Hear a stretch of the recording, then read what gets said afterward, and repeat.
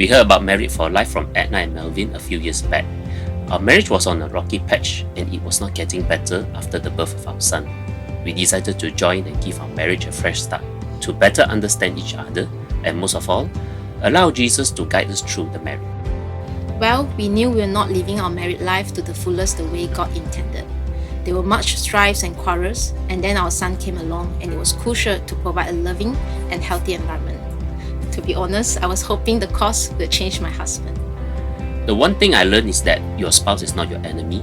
Sometimes we tend to think this due to strife, dissatisfaction with each other, unhappiness. But I learned that our spouse is the closest to us and how we can bring each other up by encouraging one another instead of pulling or putting down each other. How both of us should complement each other. And I think instead of changing my husband, I realized things about myself. It's a humbling experience. My priorities were all wrong. It should have been God first, spouse, then children, but I had it the other way around. I remember this testimony from the topic, The Power of Two Equal to One. The husband was an alcoholic and the wife just kept praying and focusing on Jesus and drawing from him. Eventually, the husband accepted Christ and they were a blessing to many couples. I was amazed by it and realized it was not nagging that changes the husband or expecting him to change first. I wish I could be like this woman of faith. Another topic on sowing and reaping has made me more conscious of what I have been sowing into our marriage with the words I say. God's timing is perfect.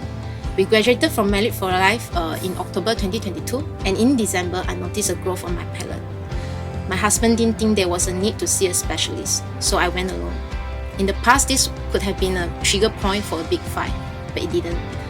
When CT scan turned out to be serious, he came to the doctor with me almost every other week. Surprisingly, I actually preferred to go alone because I wanted to just focus on Jesus, praying or reading Bible verses while I wait. But with him around, we would be feeding on each other's fears.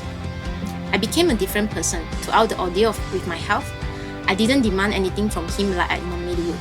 I just ran to Jesus. Jesus was with me through all the sleepless night, comforting me with his presence. When my husband was snoring away, sleeping soundly. When he saw me turning to Jesus, he did the same. At the end, instead of being emotionally broken together, we were able to support each other. I became less self-centered. Instead of being occupied with fear, I was able to see that he too was fearful. So I asked church friends to support him, and I could see the change in him. Our relationship has become stronger after the pause. Yes, we still have disagreements and arguments, but I am constantly reminded that marriage is a covenant, just like how Jesus has a covenant with us. I am also reminded that a husband should love their wife as how Jesus loved the church. Looking back, I'm very grateful that we signed up for the course at just the right time. It prepared us for the biggest storm in our marriage, and we came out stronger and closer to Jesus and each other.